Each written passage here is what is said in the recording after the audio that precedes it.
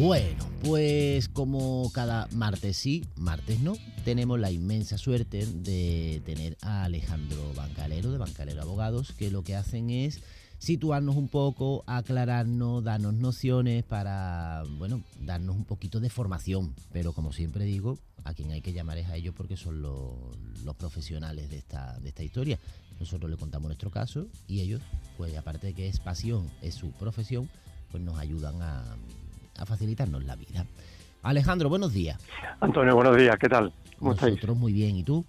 Muy bien, aquí como un día más al pie del cañón. Eso, y que no falte, ¿verdad? Y que no falte. Bueno, hoy, si no me equivoco, íbamos a hablar de las pensiones y las prestaciones, un tema que está muy de actualidad por los momentos en los que estamos viviendo. Efectivamente. Aunque en los últimos años parece que estamos viviendo todos los momentos esto durante todo el tiempo. Así es. Parece que no, que esto es una bola y que no salimos de ella, ¿no? Que estamos metidos en una inercia que no salimos de ella. Eso. Pero sí, como tú bien dices, pues desgraciadamente cuando hay momentos de coyuntura económica complicadas y demás, pues fundamentalmente en nuestros despachos en general, en los despachos de abogados, pues se dispara el tema de solicitud y de expedientes de tanto de pensiones como de prestaciones, ¿no? Bueno, pues todo el mundo intenta por todos los medios a ver si le corresponde, a ver si tal, muchas consultas y tal sobre una situación particular que haya tenido y tal, y lo que quieren, en muchas circunstancias, en muchas ocasiones, pues esa persona que acude a un despacho, pues intentar agarrar una pensión que de algún modo, pues le pueda facilitar un poco más la vida o que le pueda ayudar a tirarse adelante, ¿no? Y que por lo menos pueda tener sus necesidades principales cubiertas.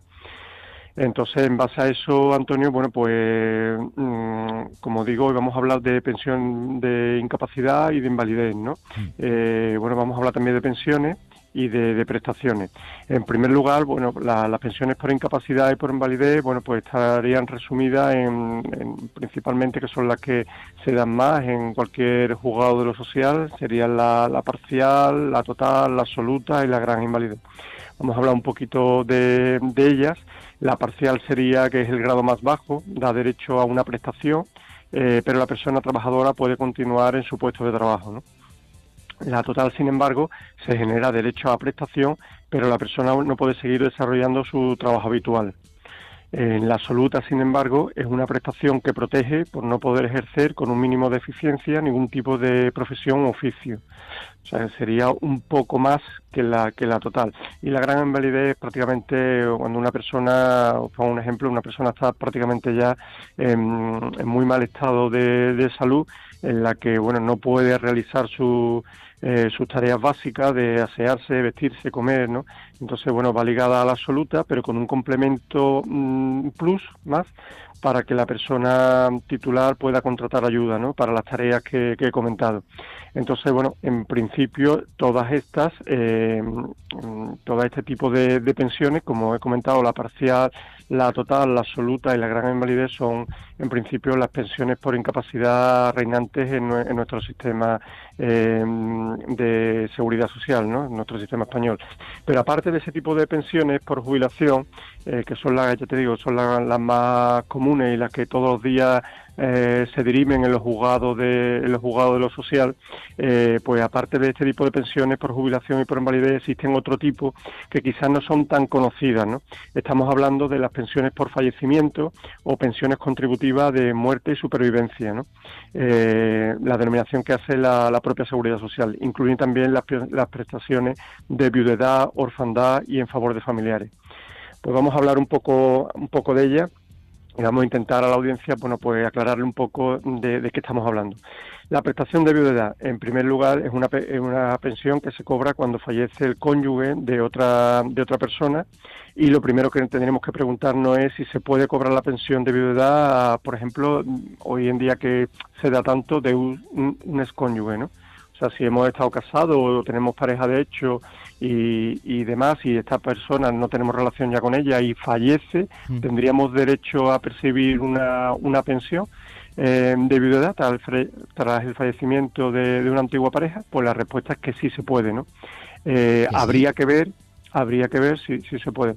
Es preciso atender a diferentes requisitos que están previstos en nuestra legislación. la cual además de distintas circunstancias, dependiendo de la fecha en la que se hubiera producido el divorcio o la separación. Así, bueno, hay aquí una enorme casuística.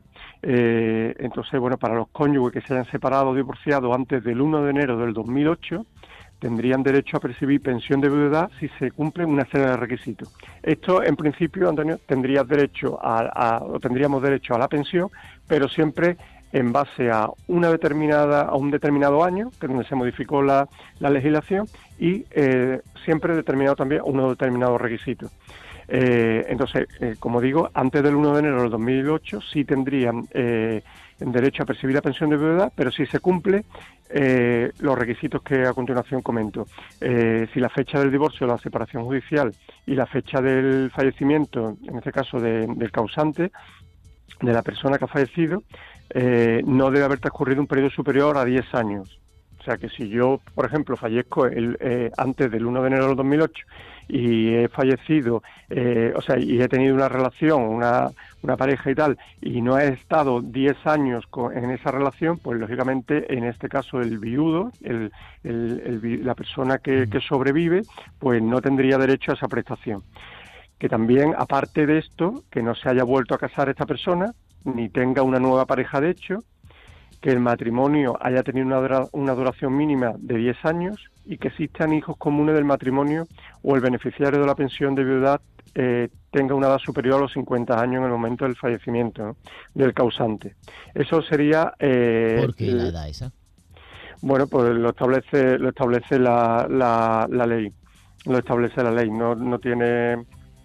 Bueno, en principio te digo, está así regulado, y igual que, por ejemplo, porque los 10 años de matrimonio. Bueno, pues entiendo que el legislador cuando sacó este caso esta norma, pues bueno, sería para que hubiera un mínimo de años de convivencia, ¿no? Claro. Y aquí, bueno, pues los 50 años pues sería pues igual, ¿no? Para que una persona que sea joven, o bueno, todo esto también surgiría, entiendo, por el tema de los posibles matrimonios de conveniencia que hubo cuando hubo tanta emigración que llegó a España en los años del boom, ¿no?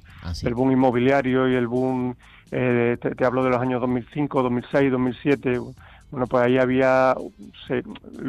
posteriormente se dieron cuenta, incluso las administraciones y tal, de que había mucho matrimonio de conveniencia y demás, y con lo cual, bueno, pues en base a esto, bueno, pues si tú tienes una relación de más de 10 años y tienes una edad superior a 50 años y demás, pues podrías tener derecho a esta prestación, en este caso pensión de viudedad.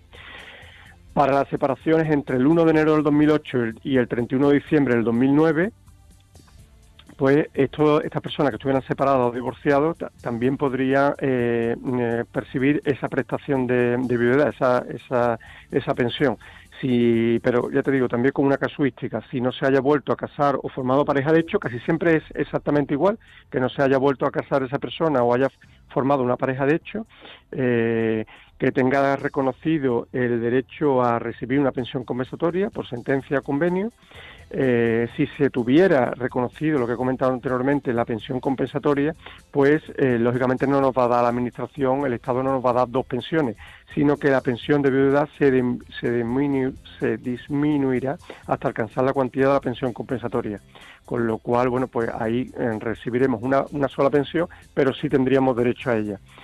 Posteriormente, para las separaciones o divorcios posteriores al 1 de enero del 2010, pues también se tendría derecho, si no se hubiera vuelto igualmente a casar esa persona, la persona en este caso que sobreviviera al causante, y que se tenga reconocido a su favor el derecho a una pensión compensatoria. En el caso de las personas que no tengan una pensión compensatoria es cuando tenemos una sentencia judicial en la que el juez nos reconoce una pensión, bien de por vida o bien por unos años, de compensación, porque, por ejemplo, la mujer se ha dedicado, en este caso, durante el matrimonio, a la crianza y al mantenimiento de la familia y de los hijos y demás, ¿no? Eso sería una pensión compensatoria. O bien simplemente por el hecho de la diferencia de salario entre uno y otro, ¿no?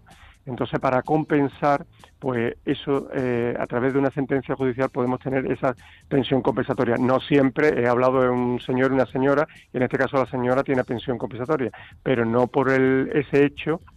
También hay algunos casos en el que en este caso la pensión compensatoria la tiene el hombre, ¿no?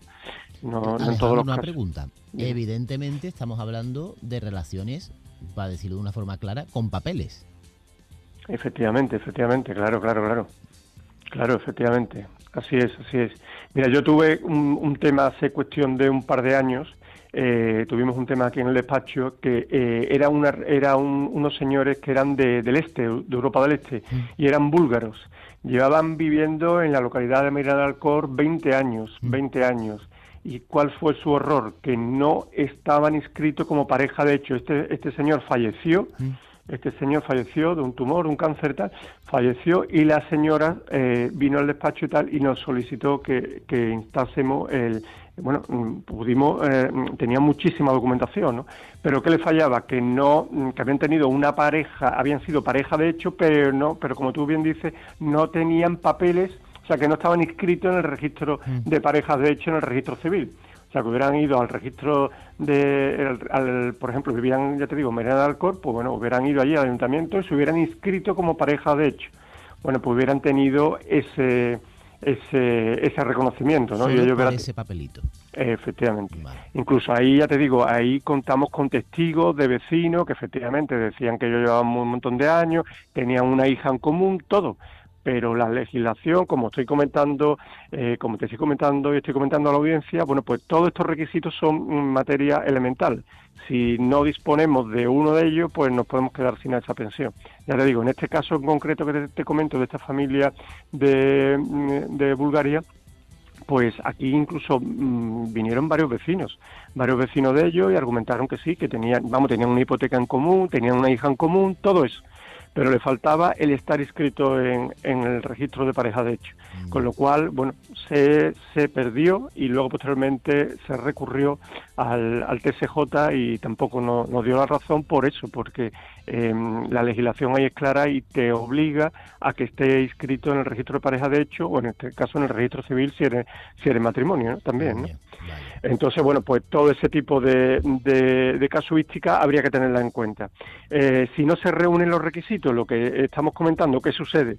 Bueno, para el caso de que no se reúnan los requisitos citados del año 2013, también se puede solicitar una pensión de viudedad cuando existe separación o divorcio del excónyuge fallecido antes del 1 de enero del 2008.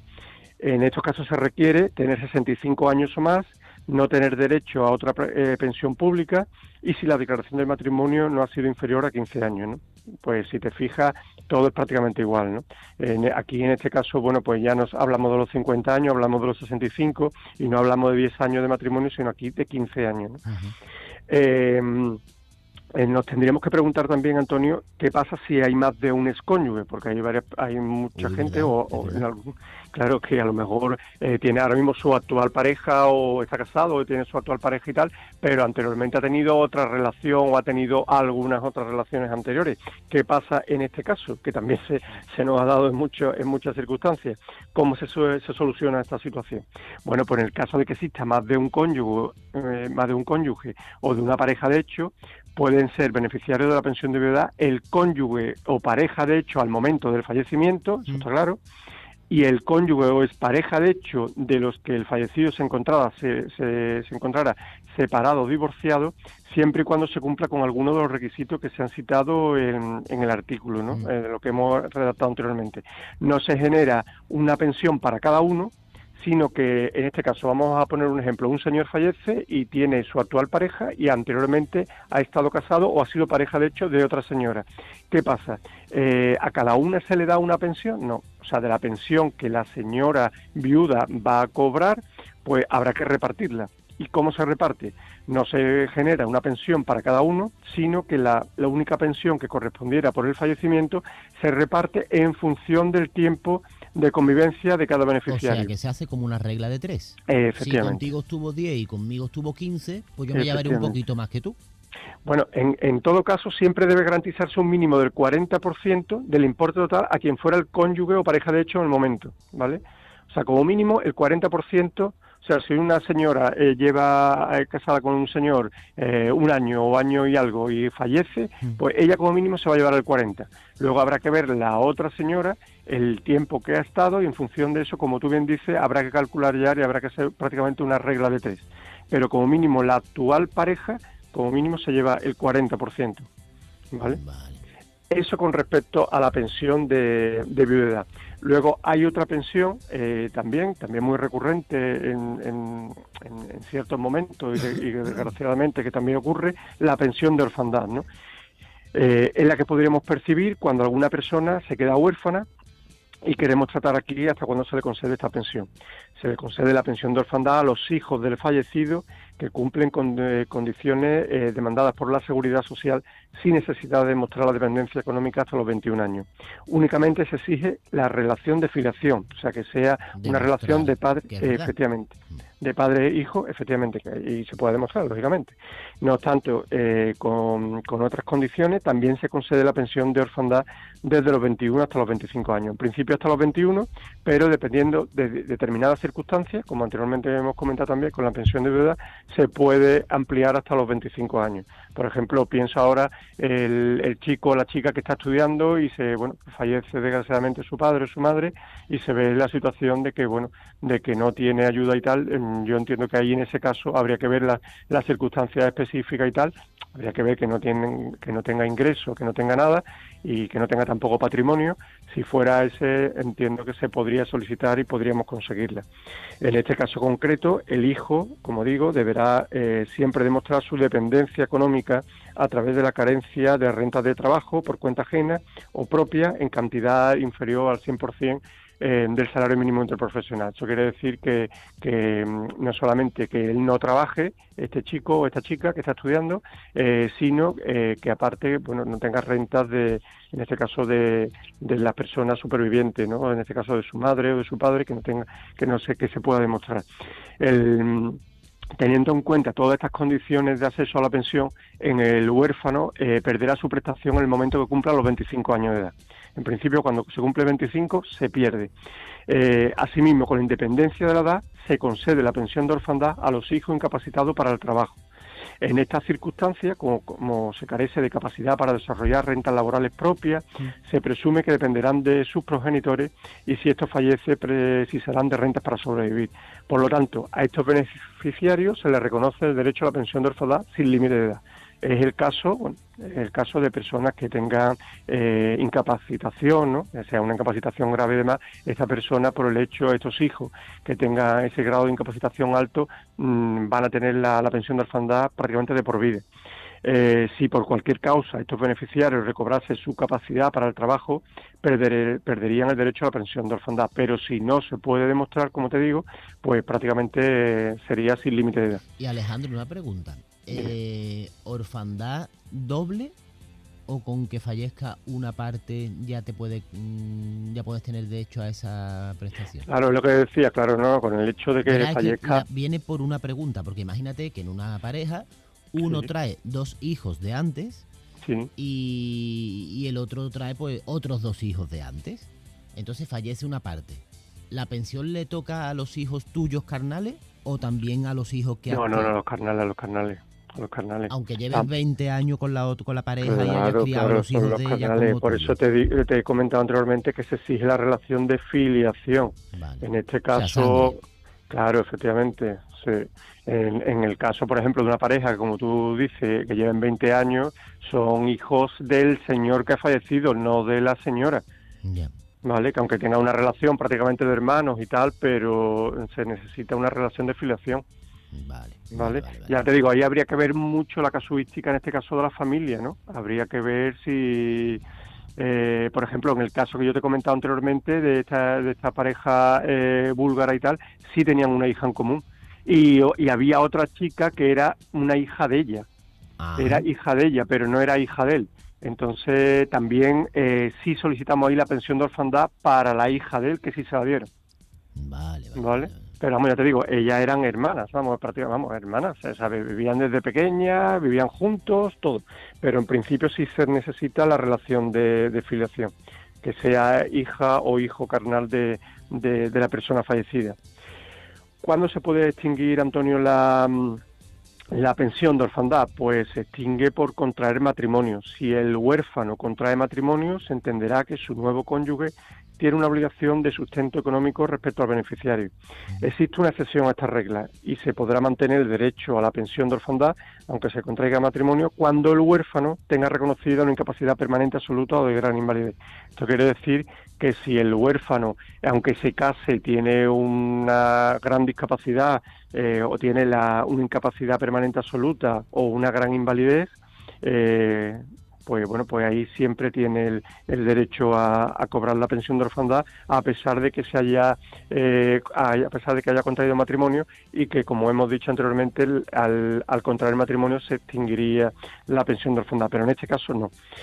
Como todas las prestaciones de la Seguridad Social, la pensión de orfandad se extingue por el fallecimiento del beneficiario.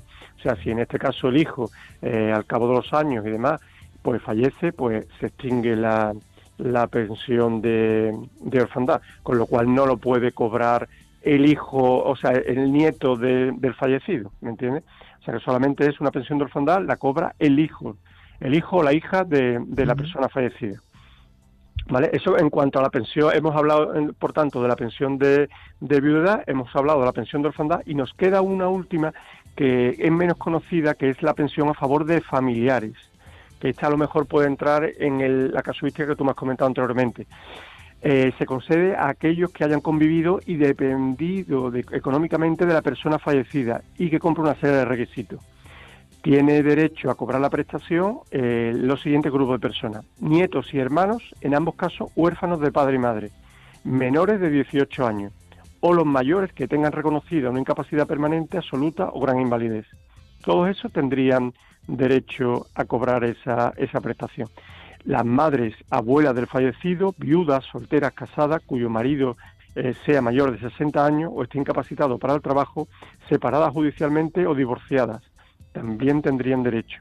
Los padres y abuelos con 60 años cumplidos o incapacitados para todo trabajo, y los hijos y hermanos del pensionista de jubilación o incapacidad permanente. En este caso ya no hablamos de padres e hijos, estamos hablando de familiares colaterales, estamos hablando de hijos, de hermanos, de padres y abuelos, de madres, de nietos, de hermanos, ¿vale? A todo esto, ¿qué es lo que se requiere? Pues se requiere simplemente haber convivido con la persona fallecida que origina la prestación y a sus expensas con 2 años de antelación a su muerte. O sea, la persona, por ejemplo, si un nieto ha vivido con su abuelo y no tiene medio, no tiene recursos, y ha vivido con su abuelo durante 2 años anterior a la muerte de ese abuelo, o desde el fallecimiento del familiar con el que conviviera si se ha producido dentro de dicho periodo, ¿vale? O sea, si hemos mantenido una relación, hemos vivido en el mismo techo durante el periodo ese de los 2 años, podríamos conseguir también esa pensión, no por el hecho de ser hijos, sino por el hecho de haber convivido con este familiar directo. ¿Qué requisitos hacen falta? No tener derecho a una pensión pública, o sea que no percibimos ya una otra pensión de ningún otro organismo estatal y demás, y carecer de medios de subsistencia, ¿no? Lo que significa tener un ingreso económico iguales o inferiores al salario mínimo. O sea, si no tenemos ese tipo, no tenemos una pensión de la Seguridad Social, o en este caso de alguna administración y demás, y carecemos además de medios de subsistencia, en la que tengamos un ingreso económico iguales o inferiores al salario mínimo, también podríamos llegar a tener este tipo de pensión, que se llama pensión a favor de familiares, ¿vale? Y a lo mejor es quizás algo menos conocida por el gran público de la calle, ¿no? Aparte de todas estas pensiones, Antonio, existe otro tipo de ayuda, que bueno, esas sí ya son muy comunes, como las nuevas ayudas de 430 euros para parados, sin ingreso, o el conocido el ingreso mínimo vital, ¿no?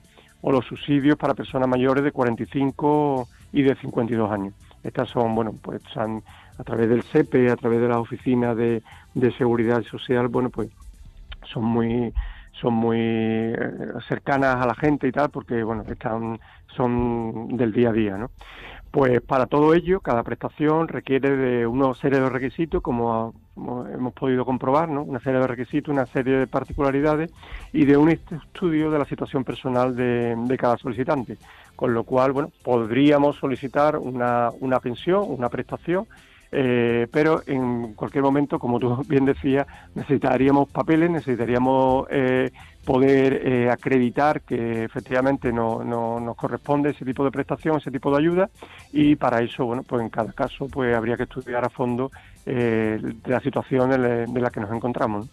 Claro, insisto en el caso en el que tú nos sitúas un poco en la cantidad de opciones o determinadas situaciones que tenemos, pero que eso no podemos hacerlo nosotros por nuestra cuenta, que tú nos sitúas un poco, nos da las opciones, nos cuenta, nos dice, mira lo que hay, mira lo que ha pasado, mira lo otro, pero eso quien nos lo tiene que llevar evidentemente es Bancarero Abogados. Claro, esto es una Hacerlo persona, bien, claro. efectivamente, una persona que que esté dedicada todo el día a este tipo de asuntos, porque esto hay muchísimas reformas. Hemos comentado anteriormente el tipo de matrimonios que había cuando estaba en el año 2008, en el 2009, en el 2010, o sea, que cada año van cambiando las circunstancias y demás, y dependiendo de la casuística del caso en cuestión, pues podríamos aplicar a un caso o a otro, ¿no?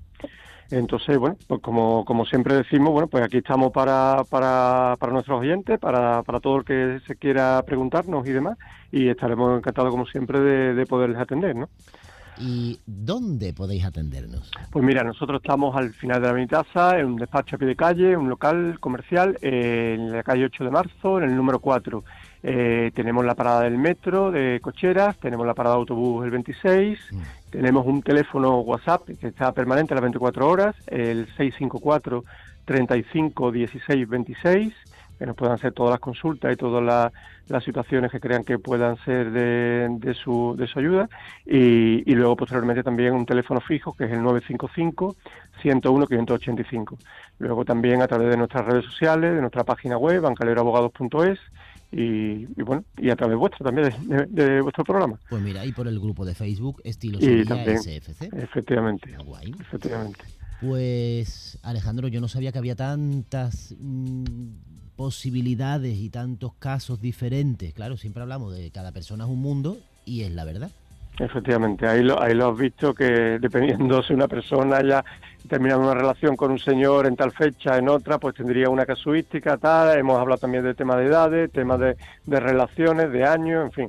Dependiendo de todo eso, pues va a variar y lo podemos meter en un grupo o en otro, ¿no? Perfecto. Pues lo dicho, que muchísimas gracias. A vosotros, como siempre. Martes sí, martes no, estaremos contigo y tú con nosotros. Así es. Pues nada, feliz día, feliz semana y un fuerte abrazo para todos. Igualmente, cuídate. Vale, igualmente, un Adiós. abrazo. Adiós, adiós, adiós.